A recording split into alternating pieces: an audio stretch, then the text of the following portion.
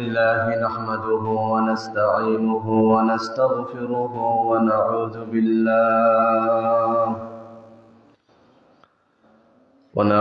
بالله من شرور أنفسنا ومن سيئات أعمالنا.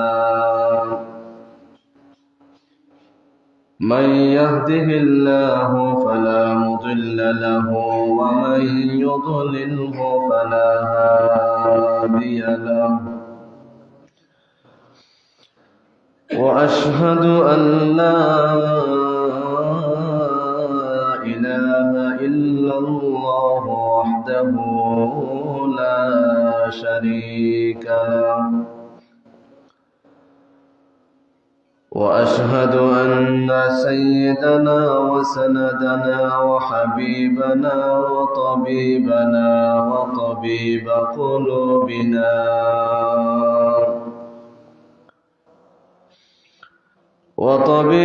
قلوبنا ومولانا محمدا عبده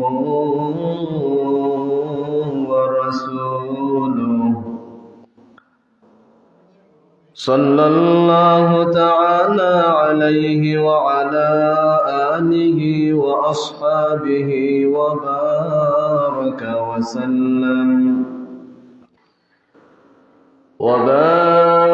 وسلم تسليما كثيرا.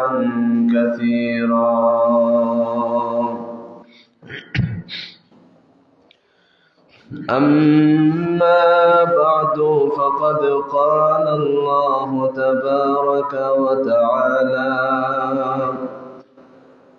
في كلامه المجيد وفي فرقانه الحميد. أعوذ بالله من الشيطان الرجيم. بسم الله الرحمن الرحيم. والذين هم لفروجهم حافظون إلا على أزواجهم أو ما ملكت أيمانهم فإنهم غير ملومين. فمن ابتغى وراء ذلك فأولئك هم العادون.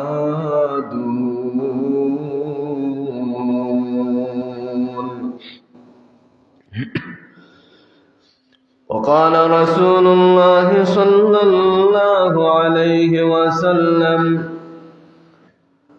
العينان تزنيان وزناهما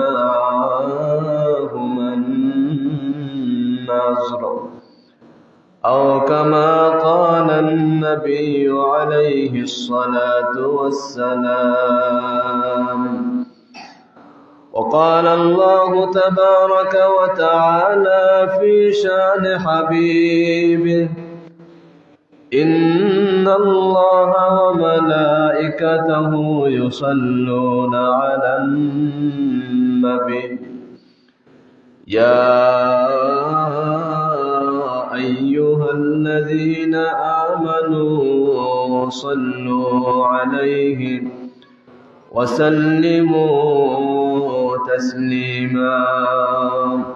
صلى الله على سيدنا ومولانا محمد وعلى آله وأصحابه وسلم. صلى الله على سيدنا ومولانا محمد وعلى آله وأصحابه وسلم.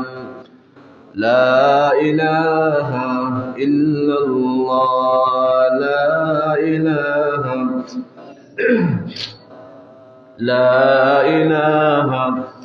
إلا الله لا إله إلا الله لا إله إلا الله لا إله إلا الله لا إله إلا الله محمد رسول الله سبحان الله وبحمده سبحان الله العظيم سبحانك لا علم لنا إلا ما علمتنا إنك أنت العليم الحكيم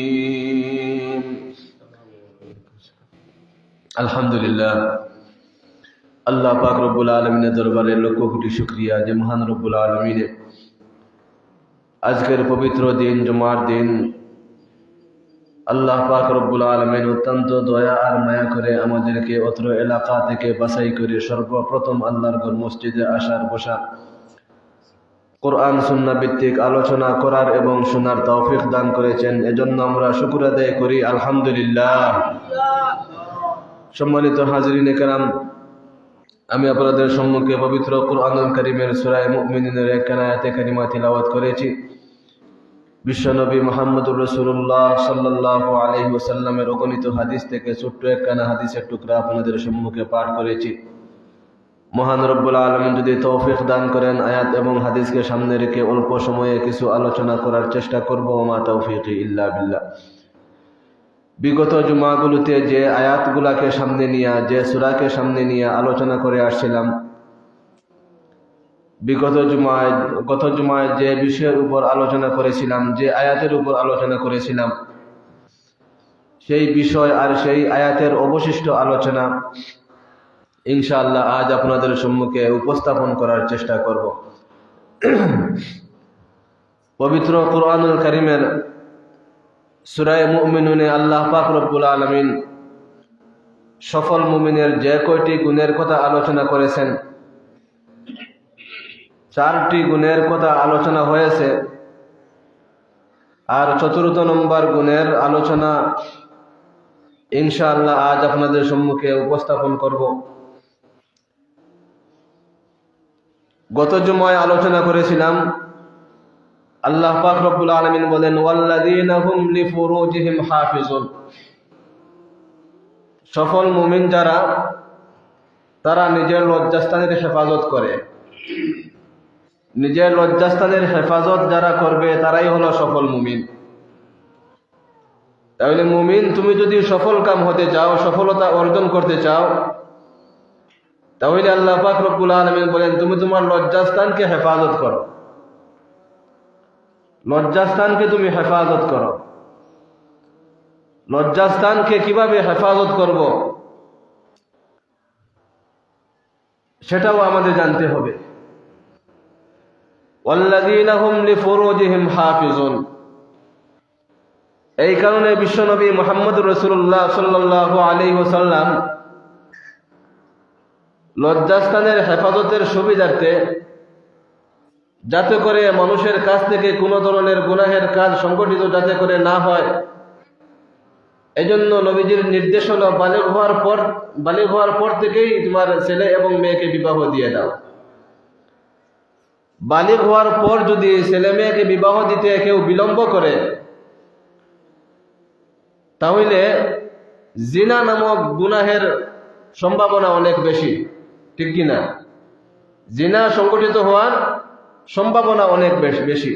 কারণ এই সময় নতুন বালিগ হওয়ার পর যুবক যুবতীদের মন থাকে একটু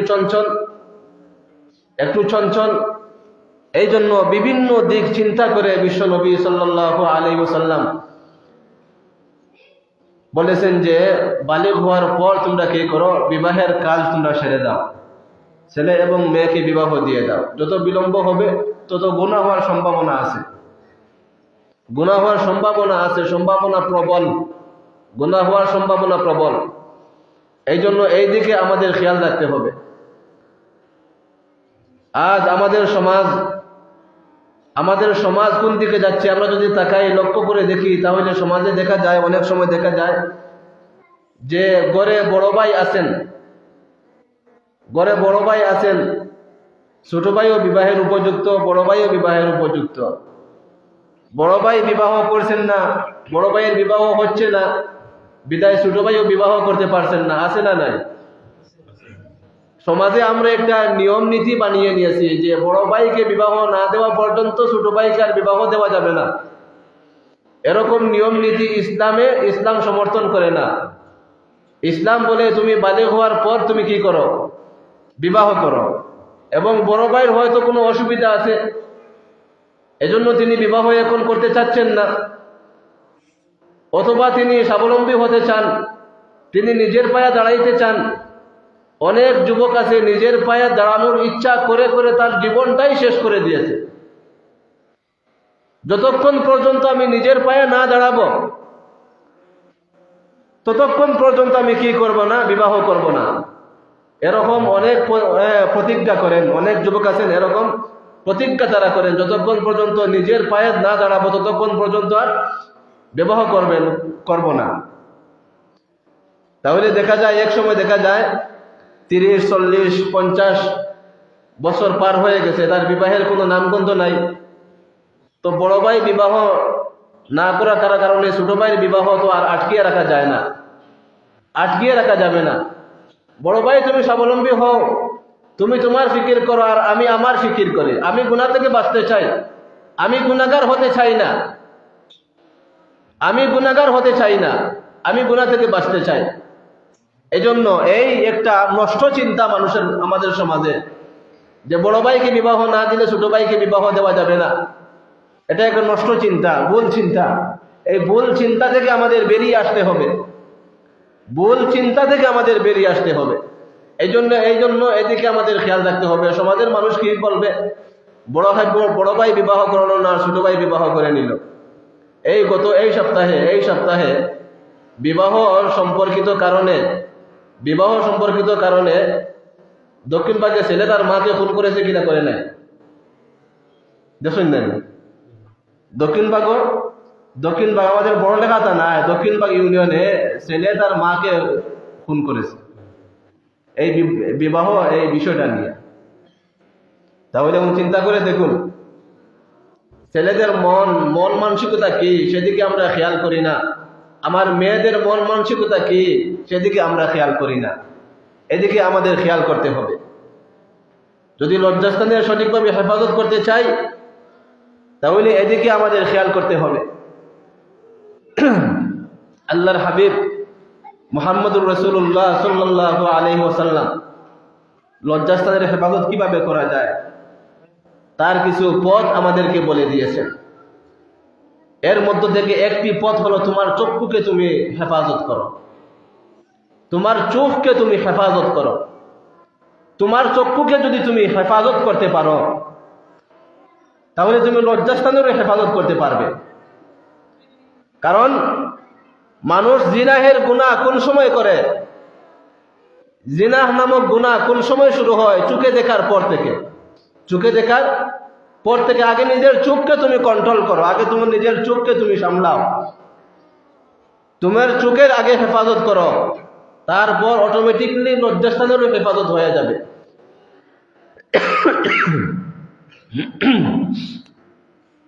এই জন্য নবী করিম সাল্লাল্লাহু আলাইহি ওয়াসাল্লাম হাদিসের মধ্যে বলেন, আল আইনান তাজনিয়ান ওয়া জিনাহুমা আন নজর। চোখও জিনা করে। আমরা তো মনে করি জিনার কাজ হলো লজ্জাস্থানের কাজ, লজ্জাস্থান দ্বারা মানুষ কি করে? জিনা করে। আল্লাহ নবী বলেন না, শুধু লজ্জাস্থান দ্বারা নয়, চোখ দ্বারাও জিনা হয়। আল আইনানে তাজনিয়ানে, চোখ দ্বারাও মানুষ কি করে? জিনা করে। আর চোখের জিনা হলো দেখা। ও জিনা হুমা আন নাজরু, চোখের জিনা হলো দেখা। কারণ অনেক যুবকের মনে প্রশ্ন, বর্তমান সময়ে যুবকের মনে প্রশ্ন যে হুজুর চোখের তো হেফাজত করব, কিভাবে করব?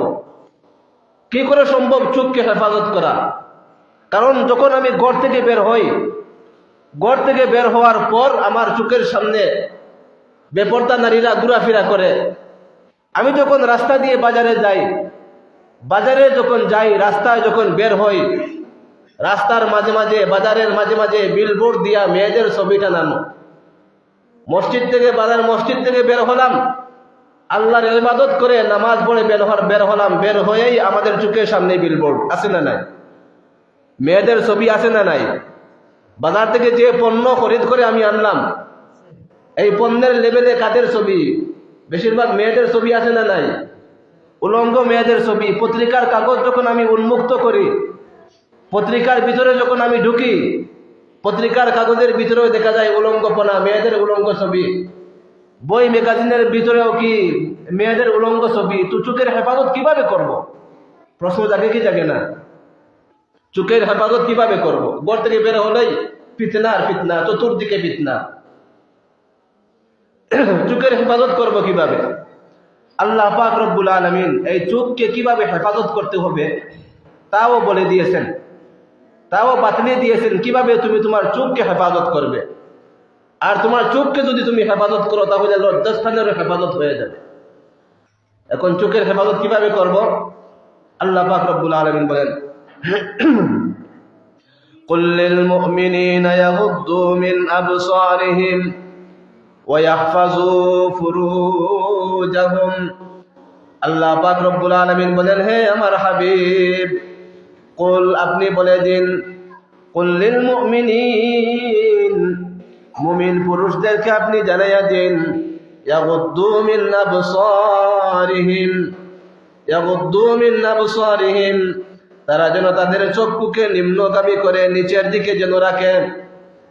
আল্লাহ পাক রব্বুল আলামিন বলেন, হে নবী আপনি মুমিনদেরকে জানাইয়া দিন, মুমিন পুরুষদেরকে জানাইয়া দিন, তারা যেন তাদের নিজের চক্ষুকে নিচের দিকে রাখে, নিম্নগামী করে রাখে। কুল লিল মুমিনিনা ইয়াগুদ্দু মিন আবসারিহিম ওয়া ইয়াহফাযু ফুরুজাহুম, এবং তাদের লজ্জাস্থানের জন্য তারা হেফাজত করে। এই আয়াতের মধ্যে আল্লাহ পাক রব্বুল আলামিন বলেন মুমিন পুরুষদেরকে এই নির্দেশ দিয়েছেন। আপনারা একথা মনে করবেন না যে আল্লাহ পাক রব্বুল আলামিন শুধু মুমিন পুরুষদের নাম নিয়েছেন, মেয়েদের মহিলাদের হয়তো নাম নেননি। না না, এই আয়াতের পরবর্তী আয়াতে আল্লাহ পাক রব্বুল আলামিন দুনিয়ার সমস্ত মহিলাদেরকে ডাক দিয়ে বলেন, ওয়াকুল লিল মুমিনাত ইয়াগুদ্দুনা মিন আবসারিহিন ওয়া ইয়াহফাযুনা ফুরুজাহুন। দুনিয়ার সমস্ত মুমিনা নারীদেরকে আল্লাহ পাক রব্বুল আলামিন একথা জানাইয়া দিতে চান, হে নবী আপনি দুনিয়ার সমস্ত মহিলাদেরকে আপনি জানাইয়া দিন, তারাও যেন তাদের চক্ষুকে নিচের দিকে রাখে, নিম্নগামী করে রাখে। ওয়া ইয়াহফাযুনা ফুরুজাহুন্না, এবং তারাও যেন তাদের লজ্জাস্থানের হেফাজত করে। মুমিন পুরুষদেরকে আল্লাহ একবার নির্দেশ দিয়েছেন, মহিলাদেরকেও নির্দেশ দিয়েছেন। পুরুষরাও যেন তাদের চক্ষুকে নিম্নগামী করে, মহিলারাও যেন তাদের চক্ষুকে নিচের দিকে রাখে। মহিলা এবং পুরুষ যদি তাদের নিজের চক্ষুকে নিচের দিকে রাখে, ডান দিকে তাকায় না, বাম দিকে তাকায় না, সামনের দিকে কি হচ্ছে না হচ্ছে, কে হেঁটে যাচ্ছে না যাচ্ছে সেদিকেও তাকায় না, পিছনের দিকেও তাকায় না, তাহলে সে নিরাপদ থাকবে, ফিতনা থেকে নিরাপদ থাকবে। আমার সামনে দিয়ে কে হেঁটে গেল, কোন মহিলা হেঁটে গেল, কেমন ভাবে হেঁটে গেল, এটা দেখার আমার কোনো বিষয় না। আমি আল্লাহ পাক রব্বুল আলামিনের নির্দেশ আমি পালন করব। কুল লিল মুমিনিন ইয়াগুদ্দু মিন আবসারিহিম, মুমিনরা যেন তাদের চক্ষুকে নিম্নগামী করে নিচের দিকে রাখে। চক্ষুকে যদি আমরা নিচের দিকে রেখে যদি আমরা রাস্তায় চলি, তাহলে অনেক বিপদ আপদ থেকে আমরা হেফাজতে থাকতে পারি। এক নম্বর হলো, চক্ষুকে যদি নিচের দিকে দিয়ে আমরা রাস্তা দিয়ে চলতে পারি, তাহলে আমার সামনে যেই মহিলারা হেঁটে যাচ্ছেন অথবা যে মহিলা অতিক্রম করছেন আমার পাশ দিয়া, সেদিকে যদি আমরা না তাকাই তাহলে চোখের হেফাজত হয়ে যাবে।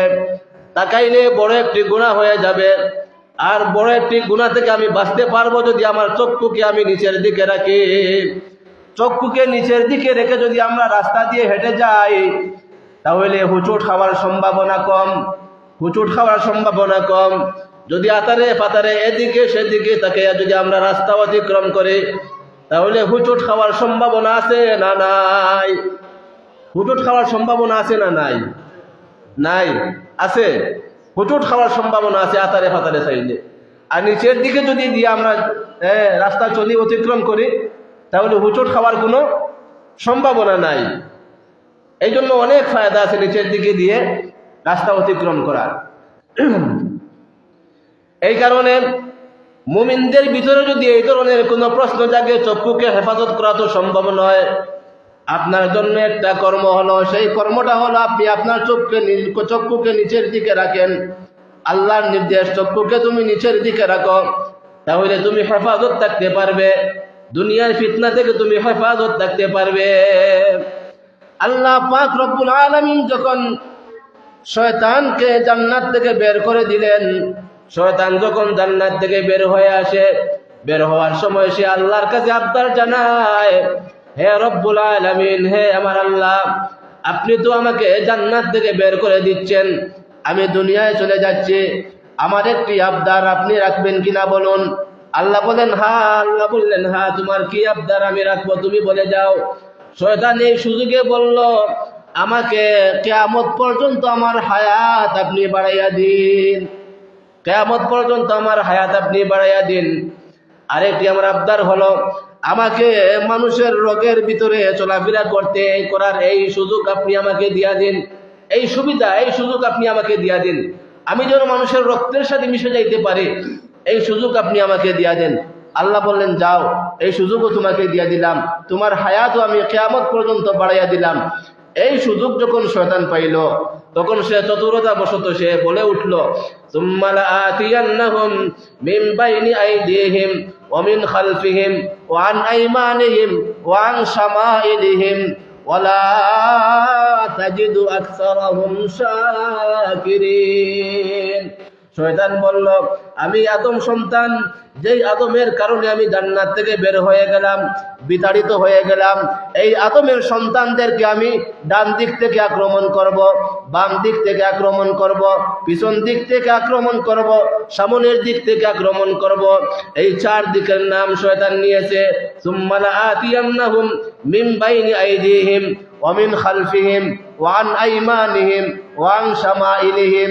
শয়তান এই চার দিকের কথা আল্লাহর কাছে বলেছে, উপরের কথাও সে ভুলে যায়, নিচের কথাও সে ভুলে যায়।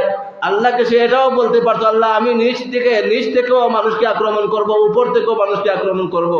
এই দুই দিকের কথা শয়তান ভুলে যায়। আল্লাহ পাক রব্বুল আলামিন বলেন, এই দুই দিকটা হলো নিরাপদ। যেই দুই দিকের কথা শয়তান ভুলে যায়, ভুলে গেছে, এই দুই দিকটা হলো মুমিন তোমার জন্য নিরাপদ। তুমি হয় উপরের দিকে চাও, আর না হয় তুমি নিচের দিকে চাও। উপরের দিকে চাইলেও তুমি নিরাপদ থাকবে, নিচের দিকে চাইলেও তুমি নিরাপদ থাকবে। এখন প্রশ্ন জাগে, উপরের দিকে চাইলে কিভাবে নিরাপদ থাকবো? কিভাবে নিরাপদ থাকবো? উপরের দিকে চাওয়ার অর্থ হইল, তুমি উপরের দিকে চাও, উপরের দিকে চাইয়া আল্লাহ পাক রব্বুল আলামিনকে বলো, হে রব্বুল আলামিন, দুনিয়ার এই সমস্ত ফিতনা আমার সামনে ঘোরাফেরা করতেছে, হে রব্বুল আলামিন, এই ফিতনাগুলা থেকে তুমি আমাকে হেফাজত করো। উপরের দিকে চাওয়ার অর্থ কি? আল্লাহর কাছে চাওয়া, দুনিয়ার ফিতনা থেকে আপনি আমাকে হেফাজত করুন, হেফাজতে রাখুন। উপরের দিকে চাওয়ার মর্ম। নিচের দিকে চাওয়ার মর্ম কি? নিচের দিকে চাওয়ার মর্ম হলো, নিচের দিকে যদি তুমি চাও, তাহলে তোমার আশপাশে কি হচ্ছে না হচ্ছে সেটা তুমি দেখবে না, আর না দেখলে তুমি ফিতনার মধ্যেও জড়িত হতে পারবে না, ফিতনার মধ্যেও তুমি জড়িত হবে না। এই কারণে চোখের গুনাহ হইল সবচেয়ে বড় গুনাহ। জিনার মূল উৎপত্তি হলো চোখ থেকে। প্রথমে চোখ দেখে, চোখ দেখার পর তারপর কামনা বাসনা অন্তরের মধ্যে জাগে, জাগে কি জাগে না? কামনা বাসনা তারপর অন্তরের মধ্যে জাগে। এই জন্য আগে আমাদের চক্ষুকে হেফাজত করতে হবে। এই কারণে আল্লাহ পাক রব্বুল আলামিন বলেন, কুল্লিল মুমিনিন ইয়াগুদ্দু মিন আবসারিহিম ওয়া কুল্লিল মুমিনাত ইয়াগুদ্দুনা মিন আবসারিহিন। পুরুষ এবং মহিলা উভয়কে আল্লাহ পাক রব্বুল আলামিন বলেন, হে দুনিয়ার পুরুষ আর মহিলা, তোমরা তোমাদের চক্ষুকে নিচের দিকে রাখো আর তোমাদের লজ্জাস্থানের হেফাজত করো। এই আয়াতগুলার উপর মুমিন মুসলমানেরা যতদিন পর্যন্ত আমল করেছে, এই আয়াতগুলার উপর মুমিন মুসলমানেরা যতদিন পর্যন্ত আমল করেছে, ততদিন পর্যন্ত আল্লাহ পাক রব্বুল আলামিন তাদেরকে হেফাজত করেছেন। সুবহানাল্লাহ। ততদিন পর্যন্ত আল্লাহ তাদেরকে হেফাজত করেছেন। বলবেন কিভাবে? খলিফাতুল মুসলিমিন হযরত ওমর ফারুক রাদিয়াল্লাহু তাআলা আনহুর জামানা, তার খেলাফত কাল,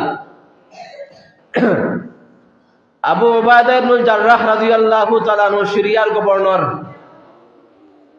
শাম রাজ্য যার হাত দ্বারা জয় হয়েছে, এই আবু উবায়দা ইবনুল জাররাহ রাদিয়াল্লাহু তাআলা আনহু একটি অমুসলিমদের একটি দুর্গ তিনি আক্রমণ করেছিলেন। মুসলিম মুজাহিদ বাহিনী নিয়ে অমুসলিমদের একটি দুর্গ তিনি আক্রমণ করেছিলেন। এই দুর্গের চতুর্দিকে মুজাহিদ বাহিনী বেষ্টন করে রেখেছে, অবরুদ্ধ করে রেখেছে। দীর্ঘদিন পার হয়ে গেছে, এই দুর্গ তো আর জয় হয় না, দুর্গ জয় করা যায় না। অমুসলিমরা আত্মসমর্পণ করে না, দীর্ঘদিন হয়ে গেছে। অমুসলিমরা কি করে না? আত্মসমর্পণ করে না। যুদ্ধ চলতেছে, অমুসলিমরা আত্মসমর্পণ করে না, দুর্গের ভিতর থেকে তারা যুদ্ধ করতেছে। আর এদিকে মুসলিম বাহিনী উবায়দা ইবনুল জাররাহ রাদিয়াল্লাহু তাআলা আনহুর নেতৃত্বে মুসলিম বাহিনী দুর্গের চতুর্দিক তারা এই বেষ্টন করে রেখে দিয়েছে, অবরুদ্ধ করে রেখে দিয়েছে। দীর্ঘদিন পার হয়ে যাওয়ার পর অমুসলিমদের মাথার মধ্যে একটা ফিকির, তাদের অন্তরে একটা ফিকির জাগলো, কুচিন্তা। তাদের অন্তরে একটা কুচিন্তা জাগ্রত হলো যে এই মুসলিমদেরকে কিভাবে নিঃশেষ করা যায়, কিভাবে পিষে ফেলা যায়, কিভাবে মারা যায়। এই ফন্দি তারা আটতেছে, কিভাবে তাদেরকে ধ্বংস করা যায়, তাদেরকে বিচারিত কিভাবে করা যায়, এই ফন্দি তারা আটতেছে। তারা মনে মনে ভাবল, এই মুসলিম বাহিনী তারা দীর্ঘদিন হয়ে গেছে, তারা হিজাজ থেকে এসেছে, মদিনা থেকে তারা এসেছে, দীর্ঘদিন তাদের হয়ে গেছে, বিবির কাছ থেকে তারা দীর্ঘদিন সরে আছে। এই জন্য আমরা যদি একটি কাজ করি, এই দুর্গের ফটক যদি আমরা খুলে দেই, দুর্গের দরজা যদি আমরা খুলে দেই, আর তাদেরকে আমরা ভিতরে আমন্ত্রণ জানাবো। দুর্গের ফটক, দুর্গের দরজা খুলে দিয়ে, যেই দরজা খুলে দিব সেই দরজা দিয়ে একটি বাজার আছে, একটি বাজার অতিক্রম করে দুর্গে প্রবেশ করতে হবে। আমরা এক কাজ করি, এই বাজারের দুই ধারে, দুই পাশে, দুই গলিতে কি করি, দেশের সুন্দরী রমণীদেরকে আমরা বসাইয়া দেই। সুন্দরী রমণীদেরকে যদি আমরা এই দুর্গে বাজারের দুই পাশে বসাইয়া দেই, তাদেরকে আমরা বলে দিব, তোমরা বিভিন্ন অঙ্গভঙ্গি দিয়া মুসলিমদের মন জয় করার চেষ্টা করবে। এই ফিকির তারা করলো যে আমরা যদি আমাদের নারীদেরকে যদি আমরা কি করি, বাজারের দুই পাশে যদি আমরা বসাইয়া দেই, তাহলে মুসলিম মুজাহিদ বাহিনীরা, মুসলিমরা তাদেরকে যখন দেখবে, তখন তাদের খায়সাতে নফসানি শুরু হবে, তাদের সাথে কুকর্মে তারা লিপ্ত হয়ে যাবে। আর এই সুযোগে আমরা কি করব, মুসলমানদেরকে পিষে ফেলতে পারবো, মারতে পারবো। এই ফন্দি তারা আটলো, ভালো করে বুঝবেন। এই ফন্দি তারা করলো।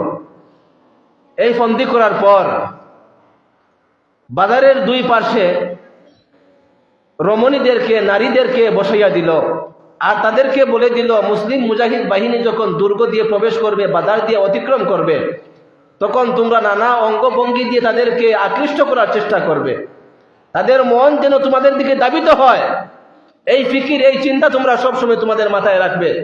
অঙ্গভঙ্গি দিয়ে তাদের মন তোমরা আকৃষ্ট করবে, এই কথা তাদেরকে বলে দিল।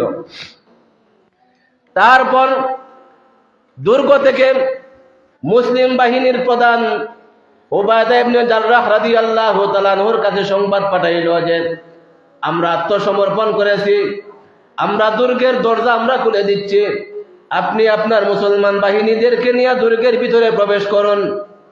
হযরত উবায়দা ইবনে জাররাহ রাদিয়াল্লাহু তাআলা আনহু যখন তিনি এই সংবাদ পাইলেন, এই সংবাদ পাওয়ার পর তার মাথার মধ্যে চিন্তা জাগ্রত হলো, চিন্তা আসলো যে ব্যাপার কি, এত দীর্ঘদিন হয়ে গেল অমুসলিমরা আত্মসমর্পণ করে না, আজ হঠাৎ করে তাদের কি হলো, তারা আত্মসমর্পণ করেছে, আমাদেরকে ভিতরে যাওয়ার আমন্ত্রণ জানিয়েছে, ব্যাপার কি? তার মাথার মধ্যে চিন্তা ঢুকলো, এখানে কিছু কিন্তু আছে, এখানে তাদের কোনো ষড়যন্ত্র আছে, নিশ্চয় তাদের কোনো ষড়যন্ত্র এখানে আছে, না হয় তারা এত নথি স্বীকার করবে কেন, এত সহজে নথি কেন স্বীকার করবে? নিশ্চয় কোনো ষড়যন্ত্র আছে।